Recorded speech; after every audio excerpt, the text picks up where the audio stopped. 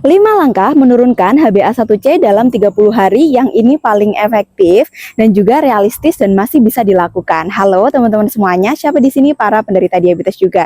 Nah, jadi ini adalah sharing pengalaman dari ibu aku yang dimana beliau adalah penderita diabetes dengan gula darah di angka 400, yang dimana keluhannya itu sudah banyak banget, mulai dari retinopati diabetes yaitu mata buram, kemudian beliau juga mengalami neuropati diabetes, kakinya sering kram, kebas, kesemutan, kemudian berat badan turun hampir 15 kg, bahkan beliau itu juga gampang banget capek, gampang banget lemes, dan gak ada tenaganya. Sampai akhirnya sekarang beliau sudah remisi diabetes, yaitu gula darah beliau sudah stabil di angka 130, 140-an, bahkan keluhan sudah tidak dirasakan lagi. Dan beliau melakukan 3 cara, salah satunya yaitu menjaga pola makan, olahraga, dan juga fokus suplementasi vitamin Cina untuk fokus detoksifikasi dan juga perbaikan pankreasnya. Nah, ternyata selain itu ada beberapa hal, langkah-langkah yang dilakukan ibu aku untuk menjaga HbA1c-nya. Jadi, bukan cuma gulanya aja yang turun, tapi HbA1c-nya juga turun. Ada 5 langkah.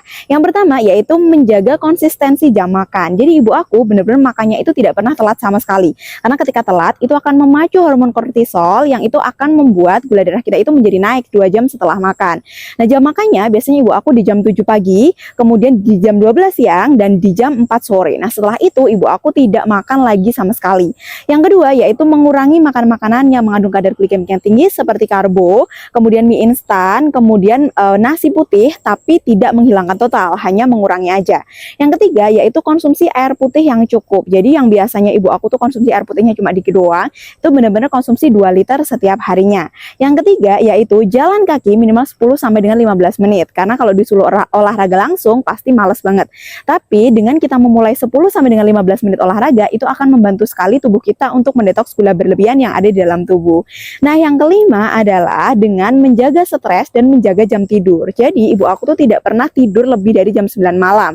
Karena khawatirnya kalau misalkan lebih dari tidur itu akan membuat tubuh kita mendeteksinya kita stres, hormon kortisol terproduksi yang ini membuat pelonjakan gula darah yang terlalu berlebihan.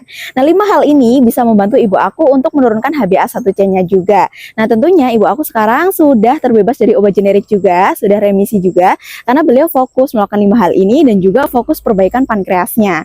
Nah, dulu ibu aku fokus perbaikan pankreas dengan suplementasi vitamin Cina. Selain itu, beliau juga fokus untuk mendetoks gula berlebihan yang ada dalam tubuh, sehingga sekarang keluhannya sudah tidak dirasakan lagi, bahkan gula darah sekarang sudah stabil di angka 130 sampai dengan 140.